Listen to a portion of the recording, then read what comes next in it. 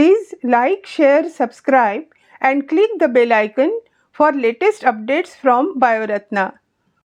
Find the link for DPP and notes in the description box. It is highly recommended to prepare your own notes while following the lecture. Be assured that your notes will include all points of NCERT as the lectures are very thorough. A revision of previous session is there at the beginning of each new session for every chapter. This will be very helpful for Standard 12 students for a quick catch up with Standard 11 topics during their busy Class 12 schedule. This is equally important for Standard 11 students to maintain continuity in their learning process as well as help prepare a solid foundation.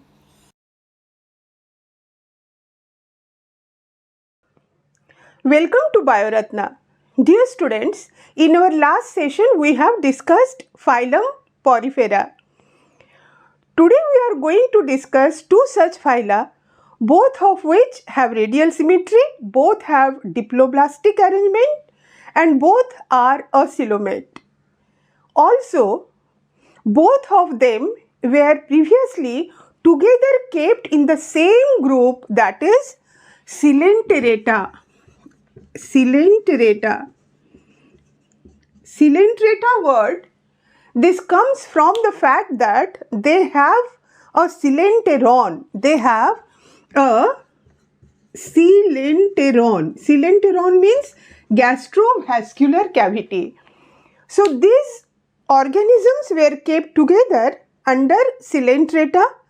Then many differences were found among the organisms which were included under Coelenterata, and then they were separated into Cnidaria and Ctenophora.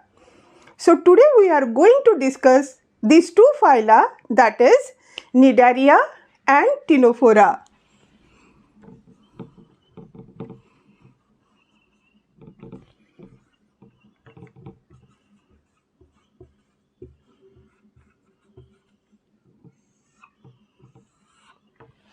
But before that, we will revise our previous topic, that is Porifera. So we start with revision of our previous topic, that is Porifera.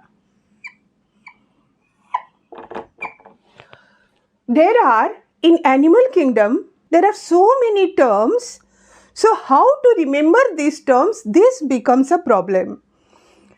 So as we have discussed in our previous lecture also, the simplest way is to take the help of that table of basis of classification of animal kingdom.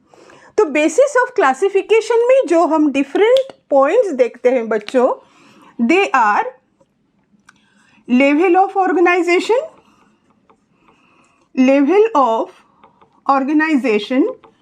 next was symmetry, then it was whether the organism is diplo or triploblastic, the type of coelom present in them, then whether segmentation is present or not, and the notochord present or not. जैसे कोई भी phylum है उसके काफ़ी सारे points, whether it is diploblastic एक line में दिया हुआ है, सिमिट्री दूसरी जगह दिया हुआ है, तो कोई ना कोई पॉइंट, एक तो बच्चों को ये समझ में नहीं आता कि किस तरह से शुरू करें, कैसे, कौन से पॉइंट्स है, कैसे याद रखें कि सारे पॉइंट्स कवर हुए या कुछ छूट गए. इस तरह से आपका कोई पॉइंट छूटने वाला नहीं है जब आपने ये सारे लिख लिए. Other than that, in the table at the end it is given 7, 8, 9 point नहीं बनाते हैं इसको, एक सिंगल पॉइंट बनाते हैं, that is digestive, circulatory and respiratory system present or absent. It is present or absent. So just go on writing these points. क्या पढ़ा था हमने पोरिफेरा में? Level of organisation, it is cellular level of organisation. All animals are multicellular, but here the cells have not formed the tissue or organ system. Symmetry में आपने क्या पढ़ा था बच्चों पोरिफेरा में? The poriferans, here their symmetry is variable. Variable means किसी एक तरह की नहीं. They may be asymmetrical, they may be radial, but they are mostly asymmetrical. Mostly they are asymmetrical. Whether they are diploblastic or triploblastic. यहाँ हम लिखते हैं diploblastic. But remember one thing बच्चे, कि in case of porifera, diploblastic में क्या होता है? दो तरह के germ layers बनते हैं. Two types of embryonic layers, ectoderm, endoderm, in between mesoglea. Undifferentiated mass, cell में वो डिफरेंशिएट नहीं हुआ है. But here the two layers means ectoderm endoderm नहीं बना है. So sometimes they are considered as diploblastic में भी इंक्लूड करते हैं, नहीं भी करते हैं. Next you come to type of coelom. They are acoelomate. Acoelomate aschelminthes से सूडोसिलोमेट स्टार्ट होता है बच्चों. उससे पहले वाले जितने हैं सारे असिलोमेट है. They do not have any coelom. They do not have any coelom. Segmentation, that is metamerism. It was present only in 3 phyla. कौन कौन से थे वो? Annelida showing the maximum segmentation, then arthropoda and the chordata. So segmentation here it is absent. Notochord of course absent. It is present in only chordates, इसीलिए उसके नाम में chord है. Chordates के नाम में chord. It is for chordata. And very important point, the poriferans, they do not have digestive, circulatory or respiratory system. So this is absent. And this point here, it is very important because when these systems are not present, then how their body is working, what is the significance of water canal system, that we can see. तो इतने points जब आप पहले ही cover कर लेते हो बच्चों, तो इधर उधर बिखरे हुए सारे points आपके मुट्ठी में आ जाते हैं. उसके बाद फिर आप इसका हैबिट हैबिटेट बोल दो. जब आप इसके हैबिट और हैबिटेट बोलते हो,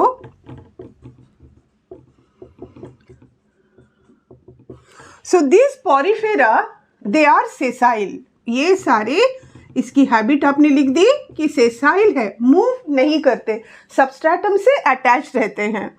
habitat they are all. Of course there is exception like spongilla. Spongilla.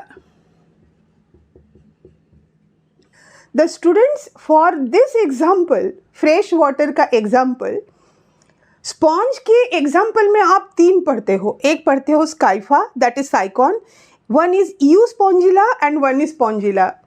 Spongilla fresh water तुरंत पढ़ते समय तुरंत याद हो जाता है बच्चों को.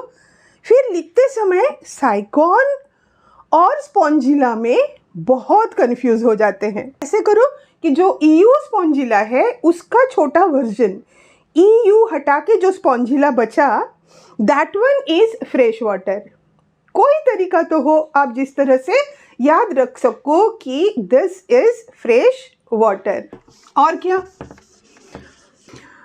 Then their common name is sponge. Their common name is sponge and they have pores on their body. उनके सारे बॉडी पे पोर्स होते हैं. ठीक है. ये जो आपने इस तरह से क्वेश्चन बना लिए, ये वाले पॉइंट्स बना लिए, ये आपको नीट में कैसे मदद करता है?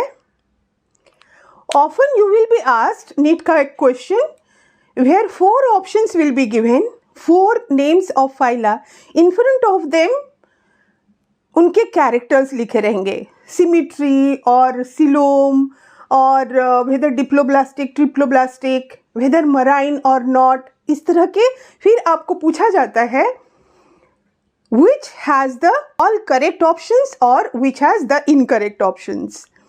तो एक एक फाइलम का देखते हुए आप गड़बड़ा ना जाओ कि इतने सारे में सारी डिफरेंट पॉइंट्स दिए हुए हैं। ये आपको तुरंत हर फाइलम में मदद करता है और आपको कभी भी गलत जाने नहीं देता है। Now let us see their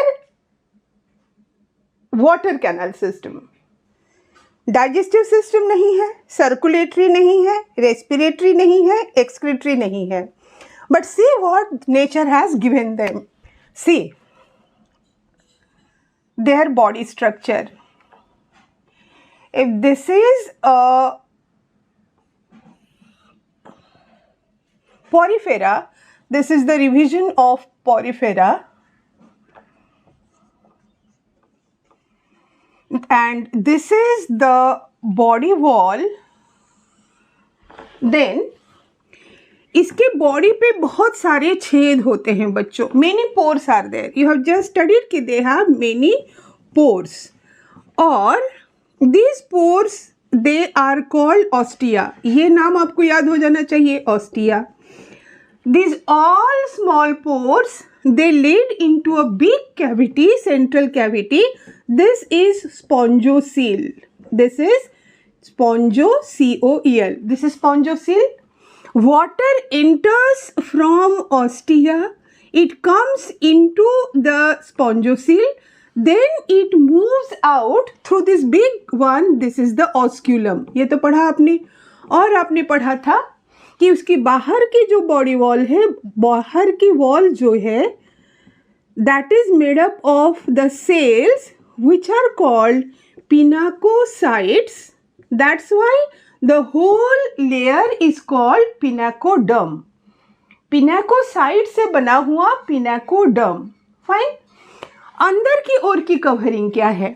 उसके अंदर की ओर कॉलर सेल्स होते हैं और कोएनोसाइट्स और collar cells. This are also called flagellated cells. कैसी होती है उसकी स्ट्रक्चर? एक राउंड बॉल जैसा स्ट्रक्चर, उसके ऊपर में ऐसा collar and one flagella. Again this is the round ball like structure. Then there is one collar at its top and then the flagella. So these are the choanocytes. Choanocytes का काम क्या? Choanocyte तो दो काम करता है बच्चों.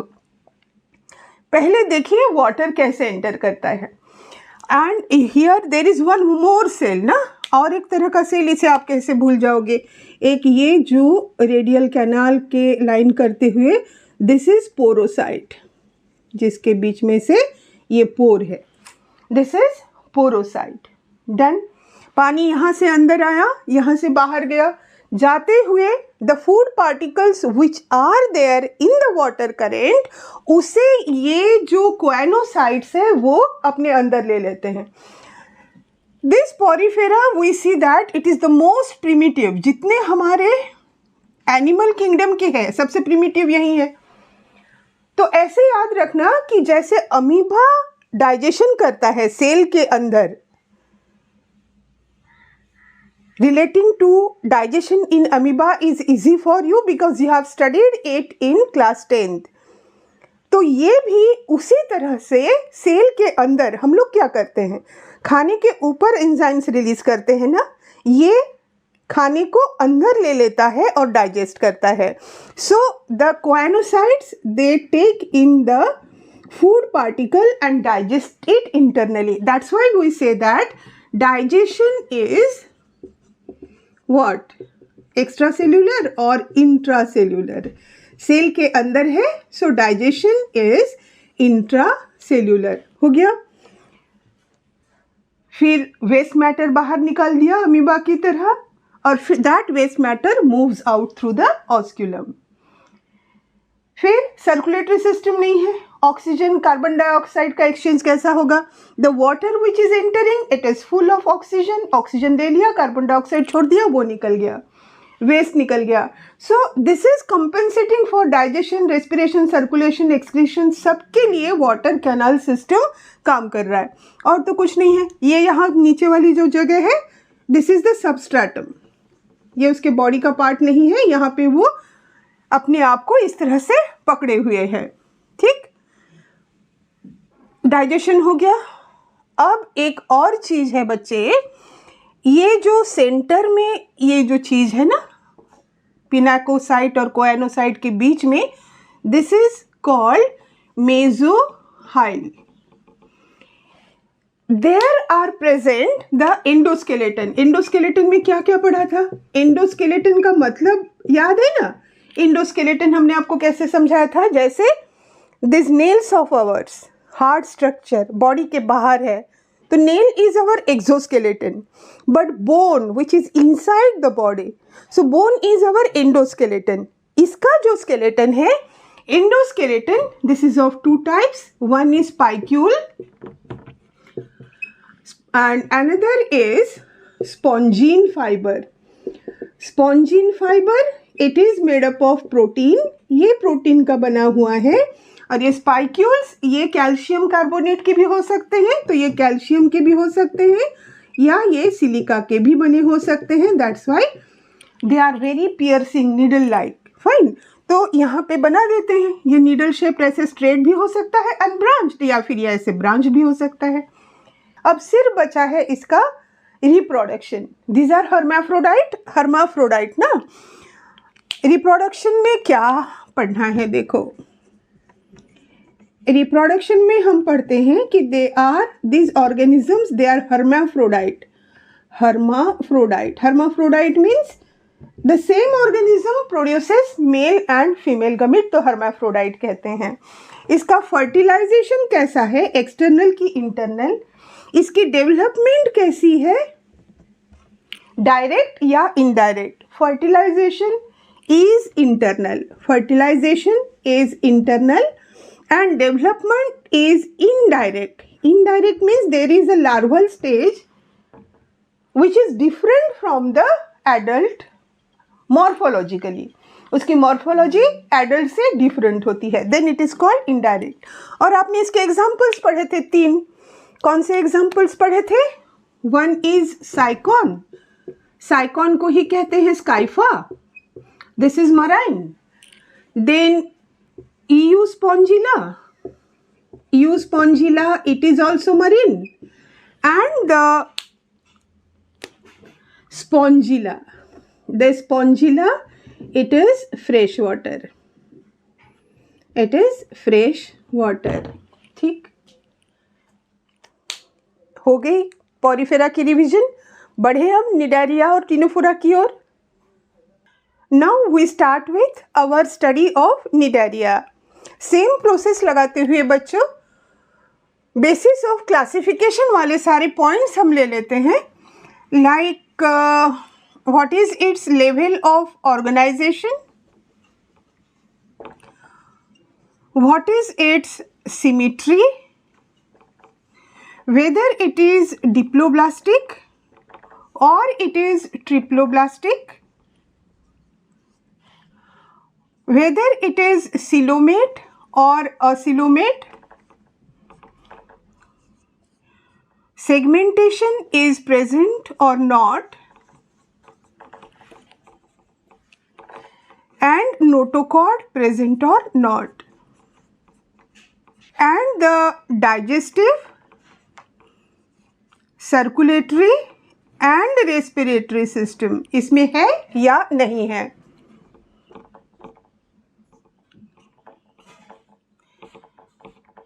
So level of organization, here it is tissue level of organization. Both of them, they show tissue level of organization. Their symmetry, they are radially symmetrical. They are diploblastic. They do not have any coelom, so they are acoelomate. Segmentation is not there. Notochord not present. notochord सिर्फ chordates में है. Segmentation सिर्फ 3 में है, अभी तक आपको याद हो गया होगा क्योंकि हम लोग इसे बार बार बोल रहे हैं। Segmentation in annelida, arthropoda and chordata. Notochord only in chordata. Digestive system इसमें इनकम्प्लीट है।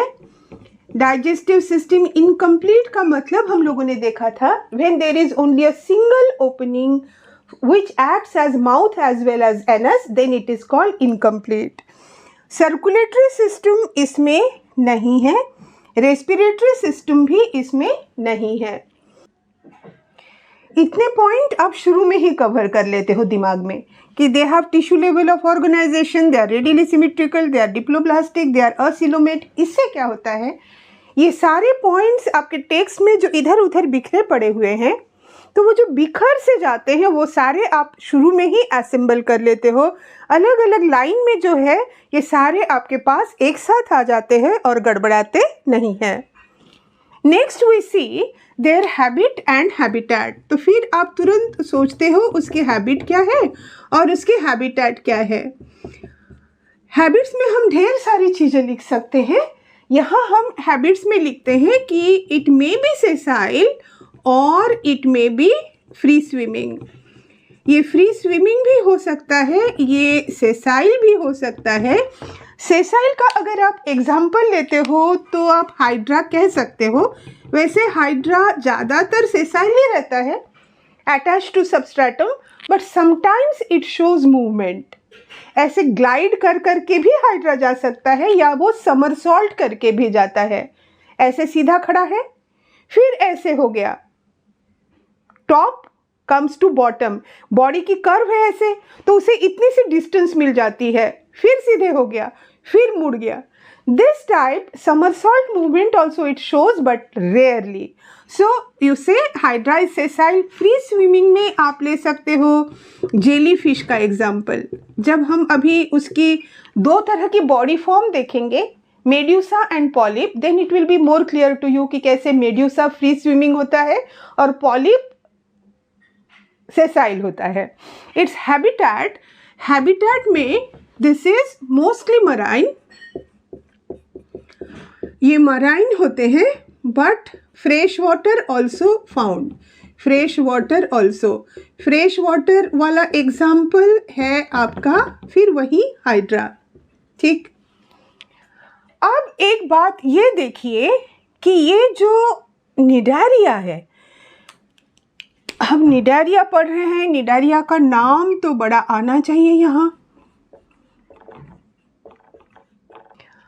Why it is called Cnidaria? ये नाम उसको क्यों दिया गया? निडारिया नाम उसे क्यों दिया गया? Let us say this nidaria, they are given the name nidaria because they consist of a structure called nidoblast, nidoblast or nidocyte, inside of which is present their defense organ, that is nematocyst.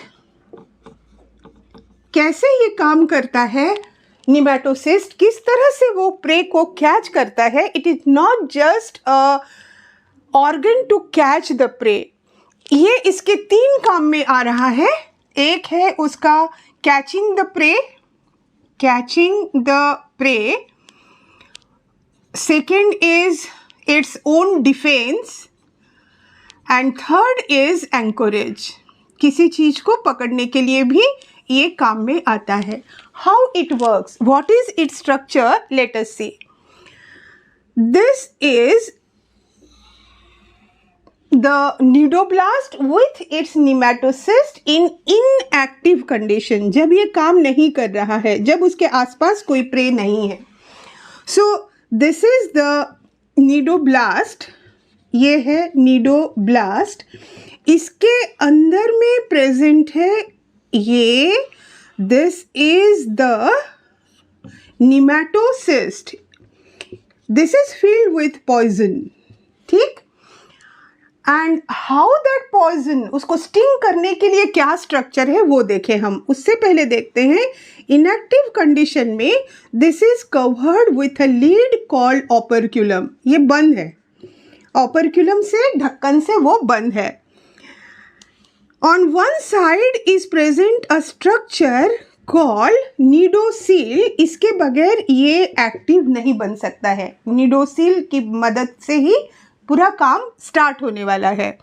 Here this is the nucleus. ये हो गया cnidoblast का nucleus. And there is this thready structure here. This is the lasso. This is lasso. Lasso का काम हम देखेंगे जब ये एक्टिव पोजीशन में आ जाएगा. Then what lasso does? ये जो nematocyst है, here there is, you can see this triangular structure here. This is called shaft. इस शाफ्ट से होते हुए ऐसे ये थ्रेड निकलती है जो ऐसे कॉइल करते हुए वो रख लेता है इनएक्टिव स्टेज में. This is the thread tube. This is thread tube. इसे थोड़ा सा कलर कर दें because this is what is going to work. Now see what happens. जब कोई प्रे यहाँ पास में है, निडोसिल मैकेनिकली अब कैसे एक्टिवेट करेगा? जैसे वो प्रे के कांटेक्ट में आता है तो ये ओपर्क्युलम जो है वो खुल जाता है. So what will happen? अब ये जो this is the cnidoblast, inside this is the nematocyst. So this is the nematocyst. Now you show the operculum on one side क्योंकि ये operculum अब खुल गया है. And this nidosil, this is on this side. What about this structure? अब ये बाहर आ जाएगा.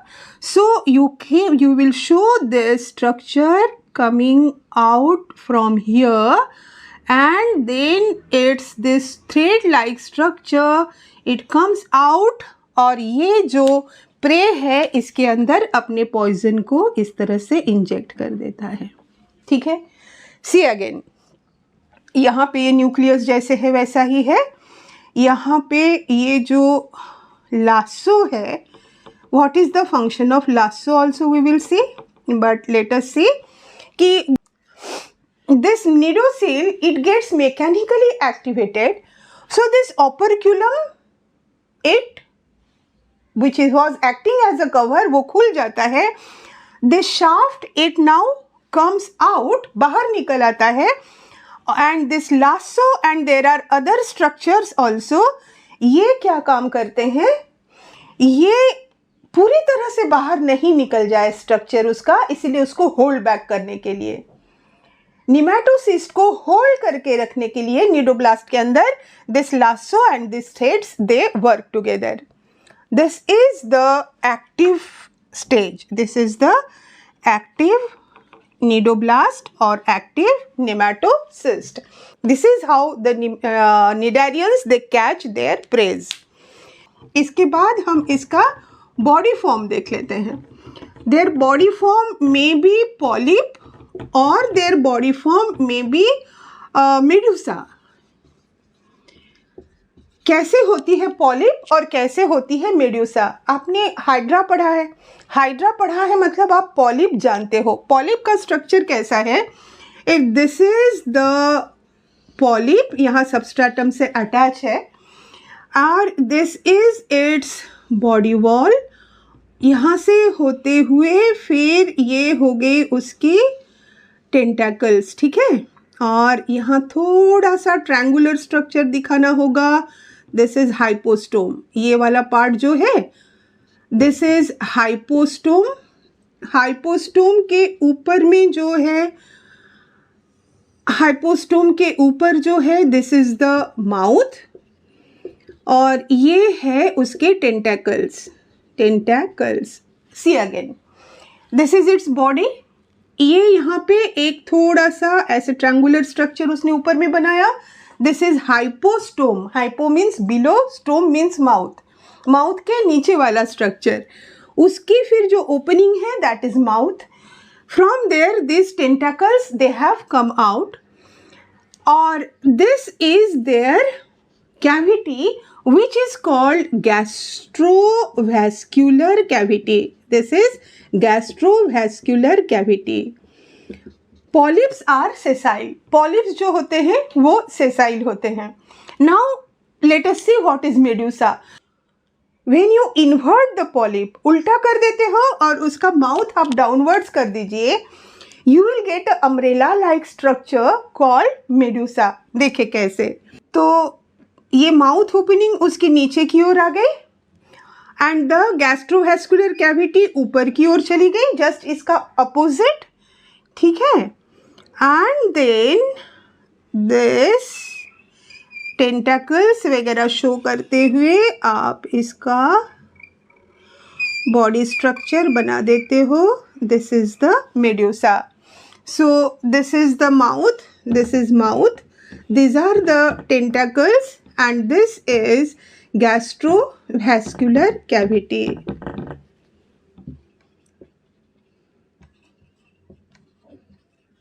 This is medusa, and one example if you take, that is jellyfish.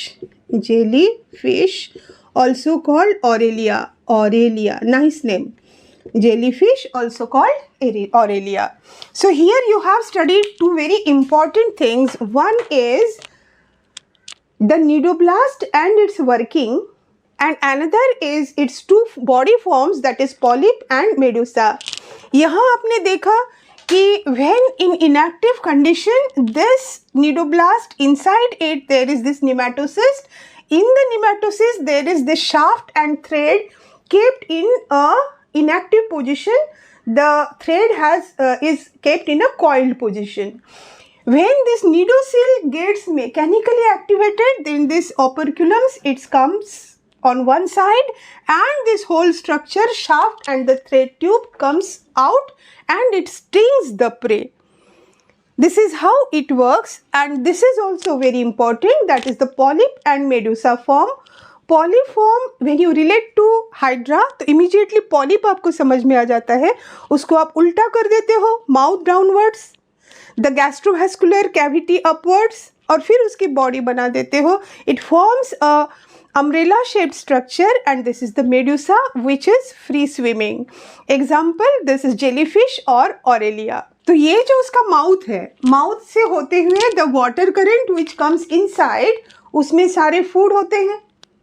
Then the digestion is extracellular as well as intracellular.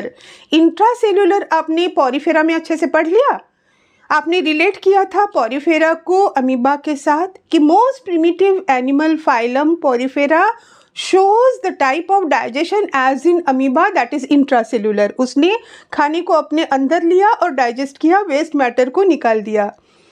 Here first it is extracellular, then it is intracellular. मतलब अब वो कोशिश कर रहा है, हम में है extracellular.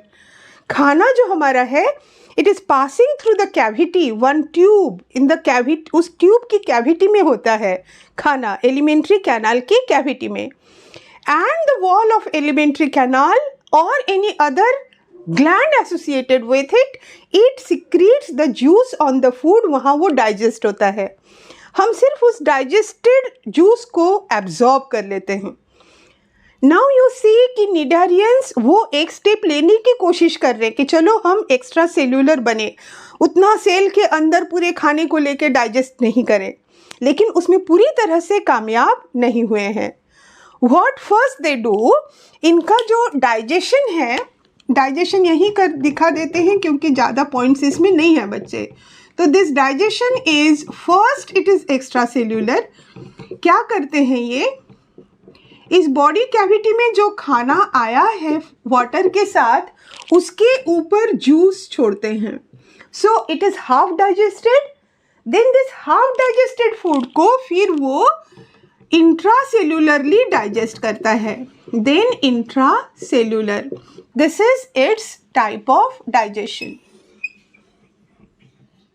Food which is not digested with the water, the mouth is acting as anus also, so the waste matter, it comes out of it.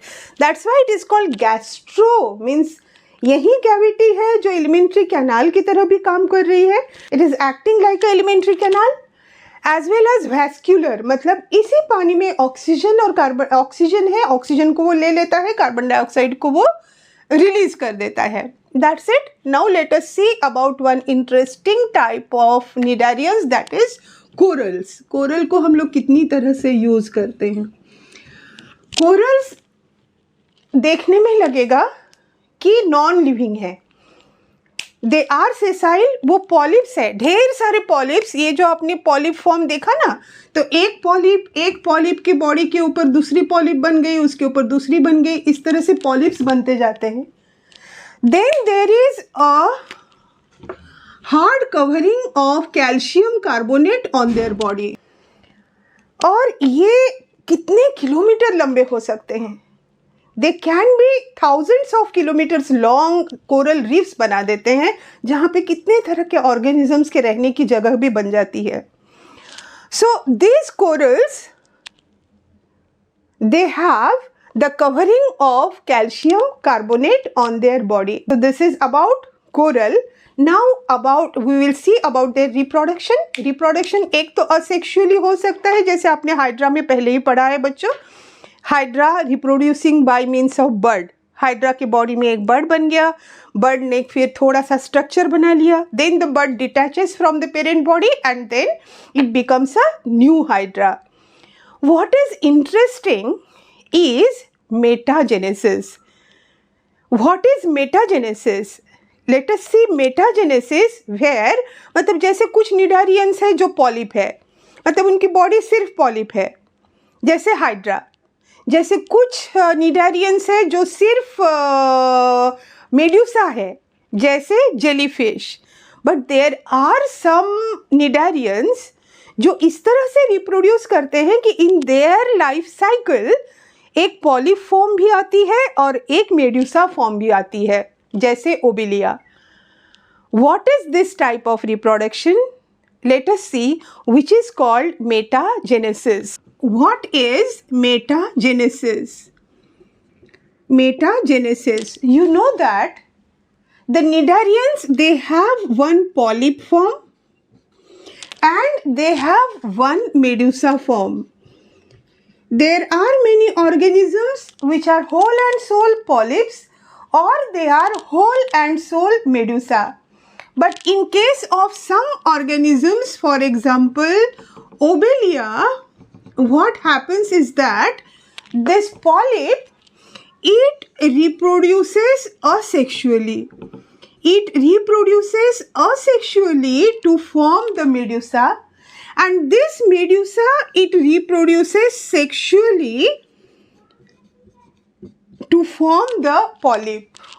Again, the polyp, it reproduces asexually and it forms medusa.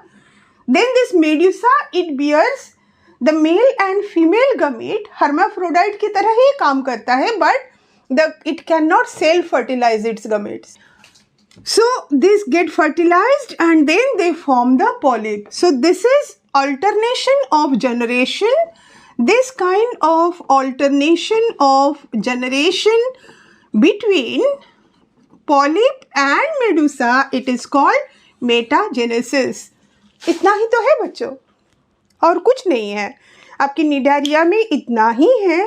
पहले तो आपने सारे उसके छोटे छोटे जो points शुरू में हम बताते हैं, सिमिट्री, सिलोम एक्सेट्रा बता देते हो. मोस्टली मरीन है, फिर फ्रेश वाटर भी है, ये बता देते हो. उसकी बॉडी फॉर्म पॉलिप है, मेडुसा है, ये बता देते हो. उसमें डाइजेशन कैसा होता है, उसकी जो गैस्ट्रोवेस्कुलर कैविटी है उसके बारे में बताते हो. इट्स डिफेंस ऑर्गन विच, जिससे उसे अपना नाम मिला, उसकी वर्किंग बता देते हो. And then you come to the metagenesis. Now we have to do the examples बच्चा, और आपका निडारिया हो जाता है. एग्जाम्पल्स को आप तुरंत फ्लैश कार्ड्स में, स्टिकी नोट्स में डाल दोगे. उनके बगैर आपका काम कहीं भी नहीं चलने वाला है. तो what are the different examples? First is sea anemone. Sea anemone is Adamsia. This is Adamsia. Second is jellyfish. Jellyfish is Aurelia. Then it is sea fan, which is called Georgia. Then sea pen, समुद्र में pen है, fan है, सब है ना बच्चे.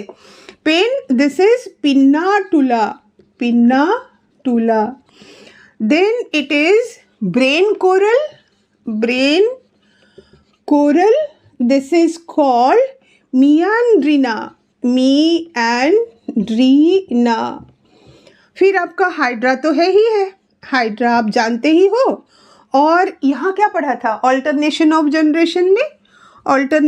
Generation में आपने पढ़ा था ओबेलिया. हो गए क्या सारे? नहीं हुए हैं, और एक लिखना है ना. तो ये जो और एक बचा हुआ है, this is फाइजेलिया. This is also called Portuguese man of war.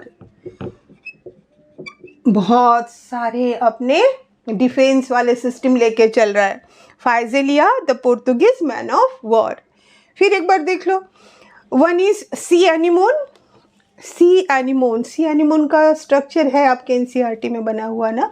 ऐसे उसका स्ट्रक्चर, बॉडी है, ये उसकी बॉडी होगी. अंदर में of course the gastrovascular cavity is there, और यहाँ पे ये सारे उसके टेंटेकल्स है. हाइड्रा की तरह बहुत लंबे नहीं दिखाते हो, स्लेंडर. यहाँ पे ऐसे छोटे छोटे दिखाते हो. एंड ये बहुत खतरनाक है, because you have just seen कि the cnidoblasts with the nematocyst, they are present on tentacles also and the body also. ठीक है. तो दिस इज सी एनिमोन और एडम्सिया. दिस इज जेलीफिश और ऑरेलिया. जेलीफिश बहुत जब वो हमारे कांटेक्ट में आते हैं, so they take us as enemy, और फिर वो हमें डंक मारते हैं. So that is also very painful. And then this is sea fan called Georgia. Sea fan और जॉर्जिया. देन सी पेन का उसी में नाम है pinnatula. Brain coral, meandrina, hydra, obelia. Hydra आपको ऐसे ही याद रह जाता है. ओबेलिया यहाँ आपने इतने अच्छे से पढ़ा है. Showing the metagenesis. हाइड्रा आप क्लास 10 से पढ़ते आ रहे हो. जेली फिश को आप बहुत फिश के साथ कंफ्यूज करते रहते हो, तो jelly fish is not a fish. So this jelly fish, उसका नाम बड़ा सुंदर सा है, ऑरेलिया. और फैन वाला जॉर्जिया, पेन के नाम में ही पिन्नाटुला का है, उसका साइंटिफिक नेम भी आ जाता है. And this फाइजेलिया, that is the Portuguese man of war. This was one interesting phyla, that is the cnidarians. आपके फाइलम पॉरीफेरा वाले सबसे एंसेस्ट्रल, उससे थोड़ी इम्प्रूवमेंट इन्होंने सब चीज़ में दिखाई है. ये पूरी तरह से अच्छे से डिप्लोब्लास्टिक बन गए. और एक पॉइंट है ना बच्चे इसमें, वो भी याद रखना है आपको, वो भी नीट में पूछता है. दैट इज़ ये सबसे पहली बार एक not brain, not spinal cord, लेकिन ए नर्वस सिस्टम शो करता है. इट्स जो मेजोग्लिया है उसमें वो नर्व प्लेक्सस, नर्व की एक नेटवर्क जाली जैसे बना देता है. तो एक नर्व्स की जाली उसके जोग्लिया में प्रेजेंट होती है. So this is the first phyla which is showing the presence of nervous system. Primitive, maybe primitive, but yes, it is there. Now let us see the next one, that is Ctenophora, and why they were removed. First they were grouped together, फिर इन्हें क्यों अलग किया गया? Let us see. Now the Ctenophorans. Let us study the Ctenophora. This Ctenophora, जैसे हम लोग शुरू में करते हैं, we will do the same thing, that is its body organization, it is tissue level, its symmetry, it is radially symmetrical, then a radial symmetry,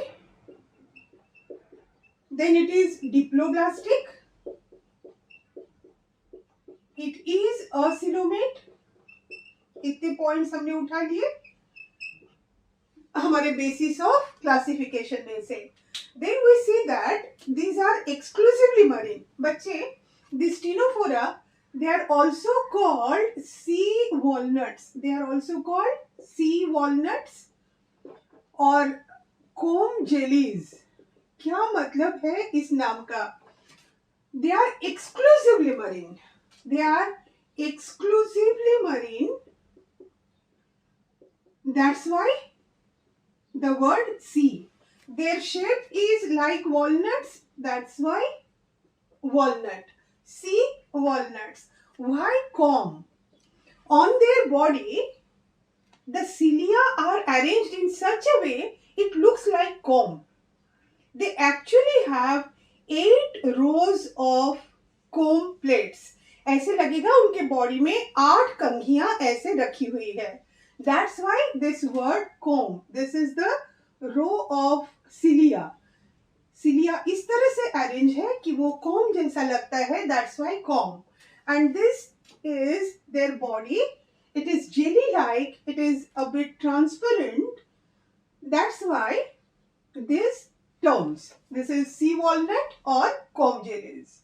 So this is one important point here, that they are exclusively marine.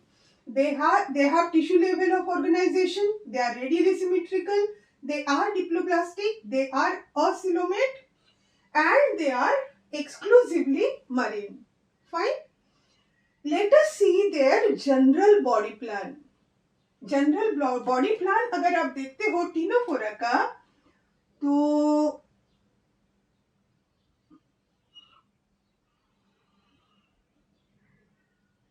like this is the mouth, then here you will find this pharynx. Though we say that they have incomplete digestive system, but you can see that it is much more evolved than the previous cnidarians. Fine. So it is pharynx, then this stomach is also there, and this canal which is opening into this is the anus. Then from this stomach some canals come out. तो यहाँ से इस तरह से कुछ canals बाहर आएंगे, and these canals they may join other canals. जैसे just now we discussed that the cilia are present in the form of combs. So this is comb canal. ये comb canal है जिसके दोनों तरफ में बॉडी में you will find the cilia are attached. दोनों side में, यहाँ भी इस तरह से दोनों साइड में attached है. Fine. So this canal which comes out of the stomach, इसमें से further canal निकलते हैं. This may join this comb canal, या ये join कर सकता है जैसे this tentacle is there. तो ये टेंटाकल जो यहाँ से निकलेगा, इस टेंटाकल के इसको भी वो स्टमक से निकलता हुआ कैनाल वो ज्वाइन करता है. So this is the टेंटाकल, this is टेंटाकल, and these are the canals coming out of the stomach. So this is the general plan. This is the general body plan. This is general body plan of Ctenophora. Ctenophora. Fine. Now one thing, why these ctenophorans were removed from Coelenterata? पहला तो आपने जो cnidarians में देखा था that they have the nidoblast cell with nematocyst. It is not present here. So to catch prey, they have the nidoblast that is in nidarians. यहाँ क्या है, ये जो tentacles है, इनके पास होते हैं colloblast cells. These are colloblast cells. कोई तो तरीका हो खाना अपने फूड को कैप्चर करने का. These colloblast cells, they are not stinging cells, they are sticky cells. वो क्या करते हैं, फूड के साथ स्टिक कर जाते हैं, उसके बाद the food is brought to their mouth. So they have coloblast cell. They do not have nidoblast cell. They do not have any nidoblast cell. ठीक है, nidoblast cell नहीं है, coloblast cell है. दूसरा एक फर्क, ये तो जो नहीं है, ये एक पॉइंट आपने देखा कि nidoblast cell is not present in Ctenophora. एक प्रॉपर्टी क्या है इनमें, they show bioluminescence. They show bioluminescence. SCENCE. They show bioluminescence. मतलब इनकी बॉडी चमकती है बच्चों, जैसे जुगनू की बॉडी चमकती है, the same way their body it emits glow. तो समुद्र में इतने ढेर सारे टिनोफोरन्स जमा हो जाते हैं कि रात में ये चमकते हुए पूरे समुद्र को इस तरह से लगता है कि वहां पे कोई खूबसूरत सी लाइटनिंग हो गई है। So these ctenophorans, they show this bioluminescence, but the cnidarians they do not show bioluminescence. ठीक है? और एक पॉइंट देख लो इनका, that is digestion वाला। ठीक है? तो digestion जो है same like the cnidarians, it is first it is extracellular। extracellular मतलब सेल के बाहर कैविटी में जो खाना आया उसके ऊपर juices secrete हुई to digest the food. So it is extracellular. Then the partially digested food is then taken in the cell and then fully digested. That is intracellular. तो इसमें भी digestion जो है निडारिया की तरह एक्स्ट्रासेलुलर इंट्रासेलुलर दोनों है। बहुत सारी सिमिलरिटी तो है ये दोनों में, दोनों टिश्यू लेवल है, दोनों रेडियली सिमेट्रिकल है, दोनों डिप्लोब्लास्टिक है, दोनों असिलोमेट है, दोनों में digestion extracellular as well as intracellular है। और हमने ये देख लिया कि इन सी वॉलनट्स में क्या होते हैं, 8 rows ऑफ कॉम्प्लेट्स होते हैं। We will just see the diagram of pleurobrachia. तो वहां हम देखते हैं कि किस तरह से उसकी बॉडी के ऊपर में the 8 rows of comb plates are arranged. We will also show this canal from the stomach, how it is joined to the tentacles. Now let us see the diagram of pleurobrachia, one of the ctenophorans. So this is the, we are going to see the diagram of pleurobrachia. Fine. First its body. Now we are going to show the 8 rows of comb plates. ये 1 2 3 4 5 6 7 8, 4 on the back side of the body of this organism. This is एक single line बनाने से नहीं चलेगा बच्चों, इसको हमें बनाना होगा इस तरह से। देर इज कोम कैनाल, इस तरह से यहाँ पे उसकी एक कैनाल बनी हुई है। So we have to show the canal also. इस तरह से हम इसे दिखा देते हैं। Then on either side of this comb canal the cilia are present. Cilia आपको इसके आइदर साइड में दिख जाएंगे। So it is like that. So ये cilia are all over the comb canal. So as they are 8, so this are 8 rows of comb plates। फिर यहाँ हमने इसकी डाइजेस्टिव सिस्टम ऐसे दिखा दे, यहाँ से होते हुए जो कैनाल्स दिखा दिए इसके बॉडी से निकलते हुए, और ये जॉइन कर रहा है यहाँ से निकल रही है ये tentacles. So this are the tentacles which are having many cilia, and they have the cells which stick to their prey, to their food. What is the name of that cell? You remember now? Those cells, they are called the coloblast cells. They have coloblast cells present mostly on the tentacles. So these 1 2 3 4 5 6 7 8 rows of comb plates are there. This is the tentacle also. Tentacle. This is pleurobrachia. There is one more example. The diagram is not required. That is Ctenoplana. Another example. Example number 2. This is example number 1. This is Ctenoplana. Tino word आपको यहीं से मिल जाएगा। Ctenoplana, और ये P से ही शुरू हो रहा है, तो Ctenoplana, this is Pleurobrachia and Ctenoplana. What is remaining? Just the reproduction. इसके रिप्रोडक्शन में हम देखते हैं reproduction is only sexual, asexual is not found. यहाँ एक ओनली लगा दें. So the reproduction is sexual and the organisms are hermaphrodite, मतलब ये अभी भी अर्धनारी नटेश्वर वाला चल रहा है. So this is hermaphrodite. Hermaphrodite के साथ अर्धनारी नटेश्वर याद रखोगे तो आपको याद रहेगा hermaphrodite means it is forming both the male and female gametes. Now the fertilisation का मोड डिफरेंट हो गया, इसका डिफरेंट फ्रॉम पॉरीफेरा और निडारिया. उन दोनों में था इंटरनल, यहाँ है एक्सटर्नल. इस तरह से जब अलग आते जाएगा तो उसे कैसे याद रखना है? So fertilisation is here it is external.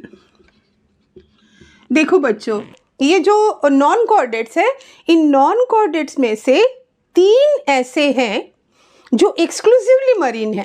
3 जो एक्सक्लूसिवली मरीन है उन तीनों का नाम है, एक तो यही हो गए that is ctenophora, one is echinodermata और एक है लास्ट वाला that is hemichordata. They are exclusively marine. बाकी तो मरीन फ्रेश वाटर दोनों में ही पाए जाते हैं. तो ये जो एक्सक्लूसिवली मरीन है इन तीनों में याद रखोगे कि फर्टिलाइजेशन इज एक्सटर्नल. फिर जब इकाइनोडर्मेटा तक हम पहुंचेंगे तब तक जाके फिर कुछ वेरिएशन बताएंगे आपको कि नहीं इकाइनोडर्मेटा में पूरी तरह से एक्सटर्नल नहीं होता. That is a different thing. अभी सिंप्लीफाई वे में पढ़ लीजिए कि ctenophora, echinodermata and hemichordata, those which are exclusively marine, in them the fertilisation is external not internal. ठीक है, तो इस तरह से इंटरनल एक्सटर्नल फर्टिलाइजेशन में भी आपका मिक्सअप नहीं होने वाला है. अब क्या बचा बच्चों? द डेवलपमेंट में हम देखते हैं कि डेवलपमेंट जो है ये डेवलपमेंट डायरेक्ट है कि इनडायरेक्ट है. डायरेक्ट वो जिसमें the newborn is similar morphologically to the parent. Indirect, where there is a larval stage which is morphologically distinct or different from the parent body. So here also the development is indirect. This is indirect. That's it. That's all about Ctenophora. Example आपने देख लिए हैं Pleurobrachia and Ctenoplana.